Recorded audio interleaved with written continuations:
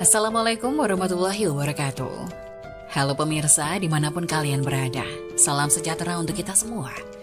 Semoga kita semua dalam keadaan sehat dan tetap dalam lindungannya. Kali ini saya akan membawakan cerita inspiratif dan menarik yang sayang untuk dilewatkan. Semoga kisah ini bisa memberikan manfaat dan pelajaran untuk kita semua.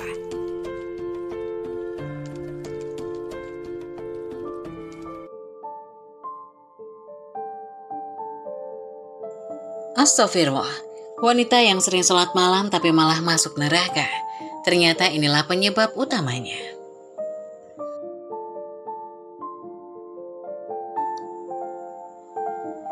Sebagai umat Islam, kita dianjurkan untuk menjaga hubungan baik kepada Allah dan kepada manusia. Hal ini dikenal dengan istilah hablum minallah dan hablum minannas.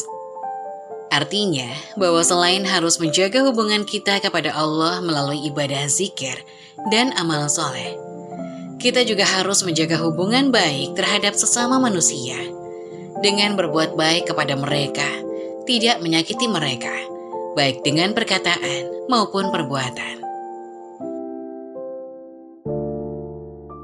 Kedua hal tersebut harus dilakukan secara seimbang. Jika tidak, maka akan menyebabkan pelakunya mendapatkan balasan yang sudah dijanjikan oleh Allah Subhanahu wa Ta'ala. Hal ini sebagaimana kisah yang terjadi di masa Nabi Muhammad SAW. Seorang wanita yang rajin melakukan sholat malam dan banyak bersedekah, akan tetapi malah masuk ke dalam penghuni neraka. Dalam sebuah hadis riwayat Imam Bukhari, dalam kitab Adabul Mufrad, suatu ketika ada seorang sahabat yang menyampaikan kepada Nabi SAW tentang seorang wanita ahli ibadah. Namun ia justru suka menyakiti tetangganya. Sahabat itu berkata, "Wahai Rasulullah, ada seorang wanita yang rajin sholat malam, gemar berpuasa di siang hari. Dia melakukan amal kebaikan dan banyak bersedekah. Namun dia sering menyakiti tetangganya dengan lisannya." Nabi SAW menjawab, "Ia dan kebaikan padanya termasuk penghuni neraka." Dalam riwayat lainnya disebutkan, Nabi SAW menjelaskan, sebab mulutnya selalu menyakiti orang lain. Dia suka mengganggu tetangganya dengan ucapannya. Seluruh amal ibadahnya menjadi hancur karena dia mempunyai akhlak yang buruk. Dia menjadi ahli neraka karena ibadahnya tidak mampu menjadikan dirinya untuk berakhlak yang baik. Berdasarkan kisah singkat ini, dapat kita ketahui bahwa syarat utama untuk menjadi penghuni surga bukan hanya banyak beribadah kepada Allah Subhanahu wa Ta'ala saja, tetapi juga harus banyak berbuat baik kepada sesama manusia, terutama terhadap orang-orang terdekat di sekitar kita. Adapun rajin sholat tapi tak pernah dicatat malaikat. Rasulullah SAW pernah menyampaikan kekhawatiran tentang sesuatu yang di kemudian hari bisa menjangkiti umatnya. Beliau bersabda, "Sesungguhnya ada sesuatu yang aku takutkan di antara sesuatu yang paling aku takutkan menimpa umatku kelak, yakni syirik kecil." Para sahabat bertanya, apakah syirik kecil itu? Beliau menjawab, "Riya."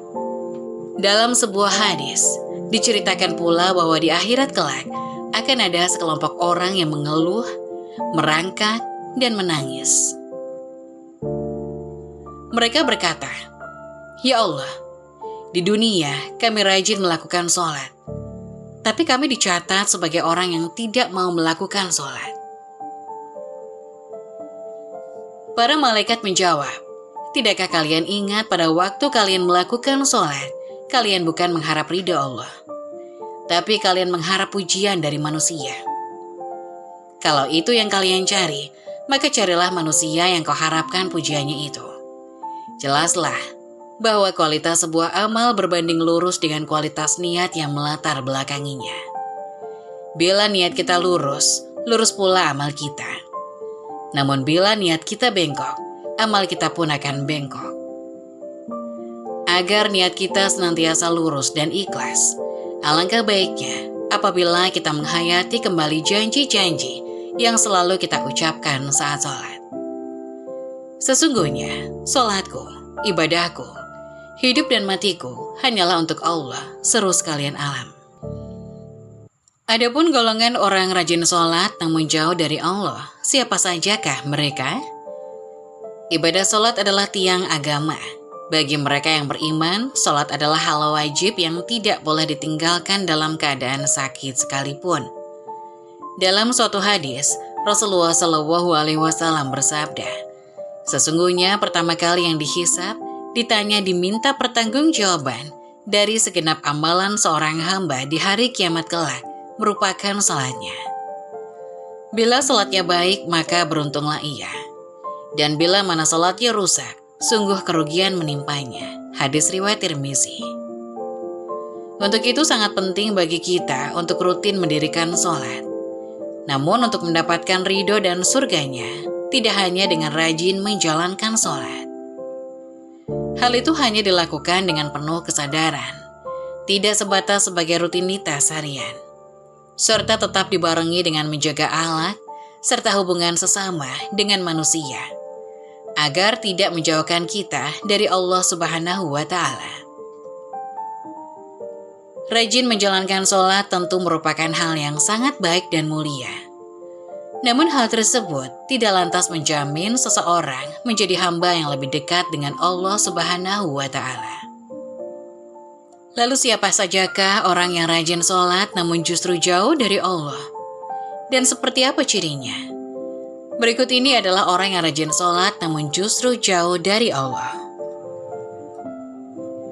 Pertama, orang yang lalai dalam sholat. Pada hari kiamat nanti, ada banyak orang yang membawa sholatnya kepada Allah Subhanahu wa Ta'ala. Kemudian mereka mempersembahkan sholatnya kepada Allah. Lalu sholatnya dilipat-lipat seperti dilipatnya pakaian yang kumal. Kemudian dibandingkan ke wajah mereka. Allah tidak menerima sholatnya. Bahkan ada yang celaka dengan sholatnya. Seperti yang terdapat dalam firman Allah Subhanahu wa Ta'ala dalam surah Al-Ma'un ayat 4-5. Maka celakalah bagi orang-orang yang sholat, yaitu orang-orang yang melalaikan sholatnya. Rasulullah SAW pernah bersabda, akan datang pada manusia umat Muhammad suatu zaman, banyak orang yang merasakan dirinya sholat, padahal mereka sebenarnya tidak sholat. Perintah sholat adalah untuk mengingat Allah. Dikatakan dalam surah An-Nisa ayat 43, sehingga kamu mengetahui akan apa yang kamu ucapkan. Oleh karena itu, dalam mengerjakan sholat tidak boleh lalai. Adapun yang dimaksud lalai adalah tidak mengetahui maksud apa yang dibaca dan apa yang dikerjakan. Apalagi jika kurang memperhatikan syarat rukun dan ketentuan-ketentuan sholat lainnya, maka yang diperoleh hanyalah payah dan letih. Rasulullah SAW bersabda, berapa banyak orang yang sholat, keuntungan yang diperoleh hanyalah payah dan letih. Hadis riwayat Ibnu Majah. Jadi, meskipun merasa dirinya sholat, tapi hakikatnya tidak sholat, dan ia tidak akan mendapatkan hikmah Allah Subhanahu wa Ta'ala. Sholatnya pun tidak menambah dekat kepada Allah, tapi justru sebaliknya. Rasulullah menegaskan, barang siapa yang sholatnya tidak dapat mencegah perbuatan keji dan mungkar, maka tiada bertambah baginya kecuali semakin jauh dari Allah.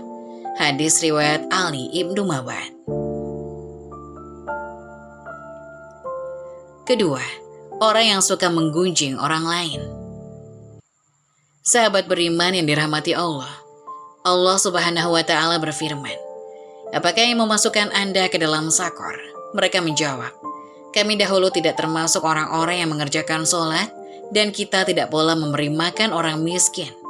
Dan merupakan kita membicarakan yang batil bersama dengan orang-orang yang membicarakannya. Dan merupakan kita mendustakan hari pembalasan hingga datang kepada kita kematian. maka tidak bertujuan lagi bagi mereka syafaat dari orang-orang yang memberikan syafaat.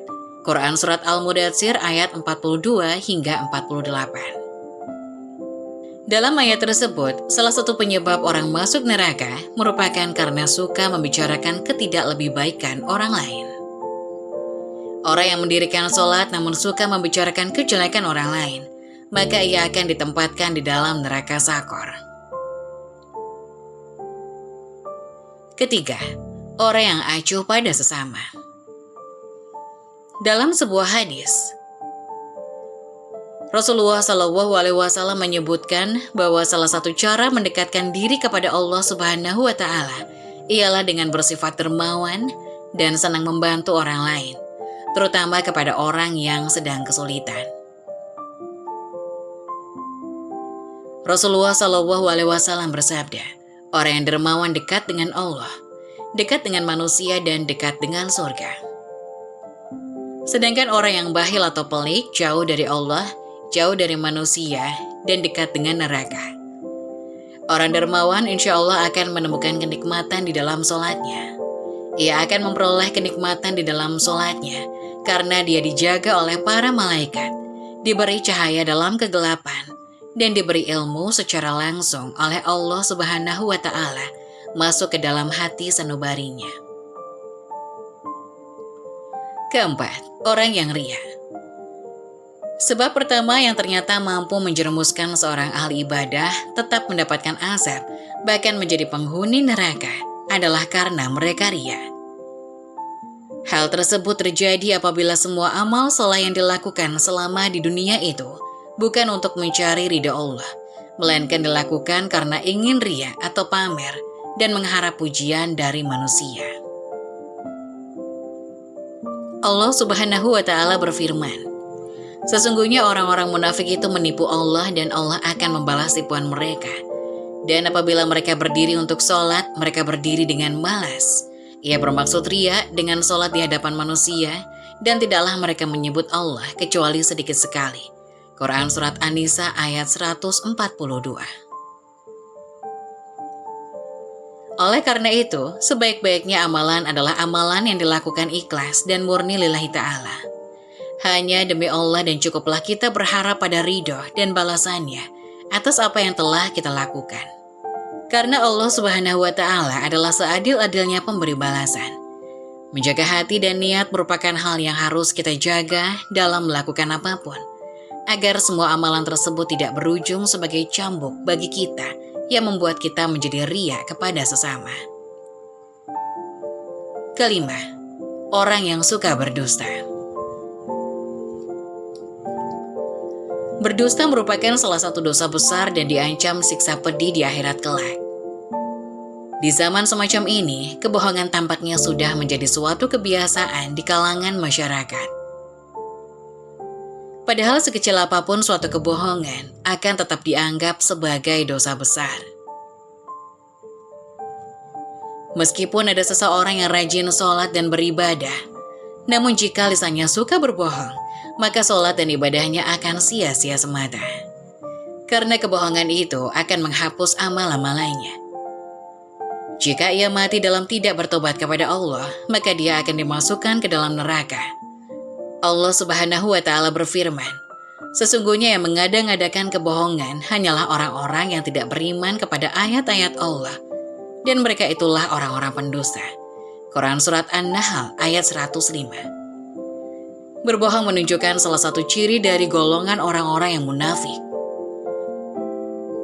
Untuk itulah mengapa kita sebagai umat Islam wajib menjauhi yang namanya tindakan dusta. Karena itu dapat menyesalkan kita baik di dunia maupun di akhirat. Semoga kita termasuk golongan orang-orang yang rajin sholat dan dekat dengan Allah Subhanahu wa Ta'ala, sehingga kita mendapatkan ridho serta menetap dalam surganya kelak. Amin, amin ya rabbal alamin. Semoga penjelasan tadi dapat memberikan hikmah dan bermanfaat untuk kita semua. Jangan lupa like, subscribe channel ini agar tidak ketinggalan info-info bermanfaat lainnya. Sekian dari kami, terima kasih.